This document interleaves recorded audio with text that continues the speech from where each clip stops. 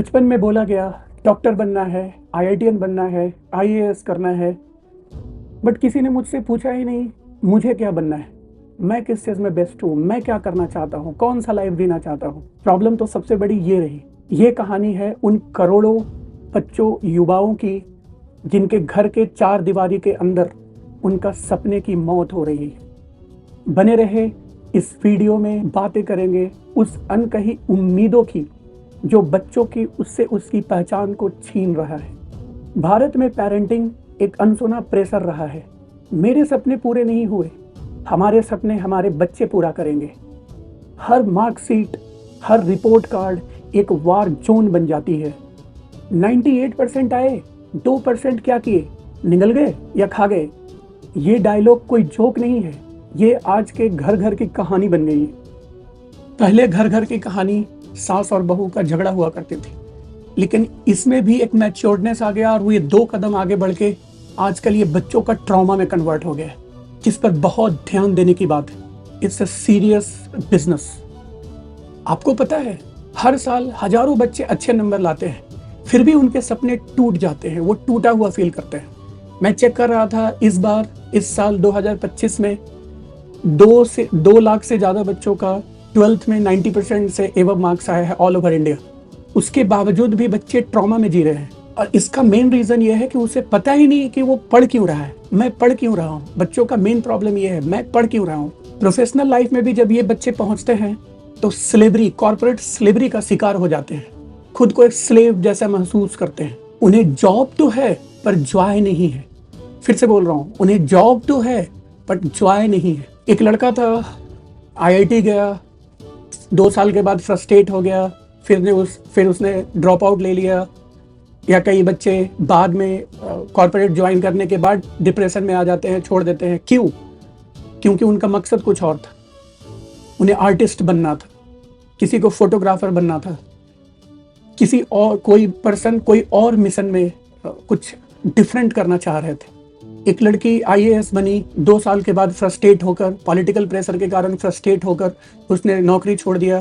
बाद में उसने अपना एनजीओ स्टार्ट किया, क्योंकि उसका मेन मकसद लोगों को सेवा करना था। उसको अपना पावर दिखा के रूल करना नहीं था। माइंड यू, मैं बता दूं, power comes with corruption. Power comes with corruption. आपके पास पावर तभी है जब आप करप्ट है। मेरा लाइन नोट कर ले। अगर कोई भी टॉप ऑफिशियल ये समझता है कि वो बहुत पावरफुल है, that means you are absolutely a corrupt person. ऐसी कहानियां आज की जिंदगी में आम होती जा रही है, बट ये फेलियर नहीं है, ये एक्चुअली ड्रीम का दम घुटना है।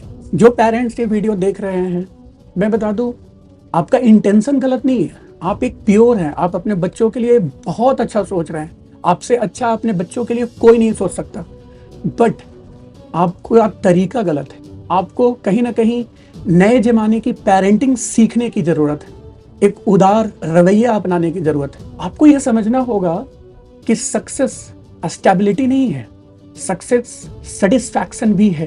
पेरेंट्स, आपको यह ध्यान देना होगा, हर बच्चे अपने आप में यूनिक होते हैं। कंपैरिजन करना पॉइजन के समान है। फेलियर को एक्सेप्ट करना ग्रोथ का पहला रास्ता है। अगर आप पेरेंट हैं तो अपने बच्चों से बात कीजिए, सुनिए, समझिए, उसके बाद कोई डिसीजन लीजिए। अगर आप स्टूडेंट हैं तो आप खुद से पूछिए, सेल्फ अवेयरनेस लाइए, अपने आप से बातें कीजिए कि आप एक्चुअली किस चीज़ में बेस्ट हैं, बट अपने आप को धोखा मत दीजिए। और अगर आप एक प्रोफेशनल हैं तो खुद से फिर से ये सवाल पूछने की साहस रखें, मादा रखें। ड्रीम्स को मरने मत दो, उसे पनपने दो, उसे जीने दो। आइए इसे एग्जाम्पल से समझते हैं। एक तो रीसेंट एग्जाम्पल है, कुछ दिन पहले आपने सुना होगा, महाराष्ट्र में एक हेडमास्टर ने अपनी बच्ची को, जो नीट में रिलेटिवली कम मार्क्स लाई थी, उसको पीट कर इसलिए मार दिया क्योंकि उस बच्ची ने क्रॉस क्वेश्चन पूछ लिया कि आप अगर इतने अच्छे थे तो आपने आईएएस के क्यों नहीं बना, आप हेडमास्टर बन के क्यों रह गए।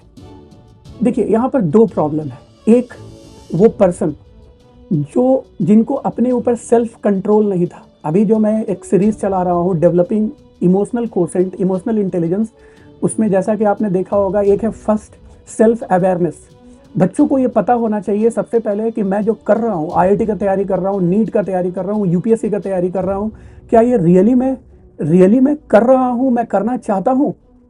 अगर नहीं तो आप अपने पेरेंट्स से बैठ के बात करो, उन्हें खुल के बोलो, खुद से और अपने पेरेंट्स से झूठ मत बोलो। दूसरा, अगर बच्चे क्रॉस क्वेश्चन करते हैं तो पेरेंट्स को इमोशनल इंटेलिजेंस का दूसरा पड़ाव, सेल्फ कंट्रोल पर ध्यान देना पड़ेगा। अगर कोई भी कुछ भी बोलता है तो 2 सेकंड का अपना पॉज लीजिए और उसके बाद उसको रिप्लाई कीजिए। अगर ऐसा हुआ होता तो ये दुर्भाग्यपूर्ण घटना बिल्कुल नहीं होता। यानी इस घटना में 2 चीज है, इमोशनल क्वोशेंट का 2 प्रकार, सेल्फ अवेयरनेस में भी बच्चों को सेल्फ अवेयरनेस नहीं होगा। दूसरा, सेल्फ कंट्रोल, उस पेरेंट का अपने ऊपर सेल्फ कंट्रोल नहीं था। इसलिए मैं बोलता हूँ इंटेलिजेंट क्वोशेंट से कहीं ज़्यादा जरूरत है अपना इमोशनल क्वोशेंट विकसित करने की। एक तो ये रहा। दूसरा एक मैं अपना फर्स्ट हैंड रियल घटना बताता हूँ। जब मैंने पढ़ाना शुरू किया था 2008 में, तो एकदम बहुत स्टार्टिंग का पीरियड में मैं कुछ दिन बोकारो में पढ़ाया था, बोकारो स्टील सिटी। स्टार्टिंग में कई फेज था, हार्डली 15 से 20 दिन हुए होंगे। 2 पेरेंट आते हैं अलग अलग डे। एक पेरेंट एक दिन आते हैं जो बहुत ही सक्सेसफुल पर्सन थे। मुझे याद है उनकी 2008 में सैलरी 3.5 करोड़ की सैलरी थी। उन्होंने बताया था डेली 1 लाख रुपए की सैलरी है उनकी। वो जब आए तो उनका बस यही उम्मीद था अपने बच्चे से। उन्होंने मुझसे भी शेयर किया कि सर किसी भी हाल में ये किसी भी गवर्नमेंट कॉलेज से सिर्फ पढ़ ले। बगल में वहाँ पर बीआईटी सिंदरी था, वो खुद भी बीआईटी सिंदरी से पास आउट थे। उन्होंने बोला अगर मेरा बच्चा बीआईटी सिंदरी से भी पास आउट कर लिया तो मैं बहुत खुश होऊंगा। बातें हो गई, एडमिशन ले लिया बच्चा। कोइंसिडेंस है, 2-4-5 दिन के बाद फिर एक पेरेंट पहुंचे। वो जहानाबाद के थे। प्लीज, जहानाबाद के लोग ऑफेंसिव नहीं होंगे, लेकिन ये रियल घटना है। वो जहानाबाद के थे। वो आते हुए बस उनका स्टार्टिंग स्टेटमेंट ये था कि सर, वो अपना मगही भाषा में बोल रहे थे कि सर हम जमीन बेच के पैसा ले ली है, किसी भी हाल में मेरे बच्चे को आईआईटीएन बनना ही होगा। इनका ये स्टेटमेंट था। आप जज कर सकते हैं एक जो टॉप लेवल पर सक्सेसफुल पर्सन है उसकी क्या सोच है, और एक जो कहीं ना कहीं फ्रस्ट्रेटेड है पेरेंट, उनकी क्या सोच है। मैंने एक बात उनसे बोला, एक्चुअली 2 बात मैंने उनसे बोला। एक तो सर, आपने जमीन बेच के इसको क्यों पढ़ा रहा है? इसका मतलब थोड़ा तो आप अपने अनसक्सेसफुल हैं लाइफ में। पहला, क्योंकि मैं उस समय यंग था बहुत, मैं भी थोड़ा सा जल्दी फायर हो जाता था ऐसा लैंग्वेज सुन के। दूसरा, मैं ये भी बोला कि अगर आप ज़मीन बेच के बच्चे को पढ़ा रहे हैं तो आप बच्चे के ऊपर कोई आसान नहीं कर रहे हैं। आप अपना ड्रीम अपने बच्चे के थ्रू देख रहे हैं। और मैं आपको बता दूं, आप जितना सोच रहे हैं कि बच्चा आईआईटी निकाले, उससे वो कहीं ज़्यादा सोच रहा है, उससे कहीं ज़्यादा सक्सेसफुल होना चाहता है। बट आपकी इस तरह की ये बातें आप बच्चे को बहुत प्रेशर में लाएगा। 2 साल के बाद क्या हुआ? आज वो बच्चा जो फर्स्ट बच्चा है, जिसके पिताजी का 3.5 करोड़ का सैलरी था, वो बच्चा बहुत सक्सेसफुल है। एनआईटी से वो पढ़ा, बाद में यूएस में वो एमबीए भी किया, और अभी यूएस में आराम से 10 साल से लगभग 8-9 साल से सेटल्ड है, बहुत अच्छे से। और जो दूसरा बच्चा है वो उस लेवल पर नहीं कर पाया। वो भी मे बी शायद किसी प्राइवेट कॉलेज, इंजीनियरिंग कॉलेज से पास आउट हुआ, फिर वो स्ट्रगल किया, अभी ठीक ठाक जॉब पर है। मैं पूरा जॉब प्रोफाइल में नहीं जाना चाहता हूँ, ठीक ठाक जॉब प्रोफाइल में है, बट वो उस लेवल पर सक्सेस नहीं हुआ। क्यों? ओनली ड्यू टू ये अनसुना प्रेशर। सो मेरा ये रिक्वेस्ट है आप पेरेंट्स से, अननेसेसरी प्रेशर अपने बच्चों पर मत डालें। आपने जहां पर हारा है वो हार बच्चों के थ्रू जीतने को मत देखें। बच्चों को जीतने का मशीन नहीं बनाए। जैसे आपने अपनी ज़िंदगी जी हार और जीत से भरी हुई, उसी तरह उसको भी अपनी ज़िंदगी जीने दीजिए। मैं आपको बता दूं, एक बात का एश्योरेंस दे दूं, आज के बच्चे बहुत एम्बिशियस हैं, वो बहुत अच्छा करना चाहते हैं। तो पीयर प्रेशर, आपस में फ्रेंड सर्कल में जो प्रेशर है वो तो ऐसे ही बहुत ज़्यादा है। पेरेंटल प्रेशर और उसके लिए बहुत ही ज़्यादा दबाव क्रिएट कर देता है। इसलिए प्लीज़ उसे समझें, बैठकर बातें करें।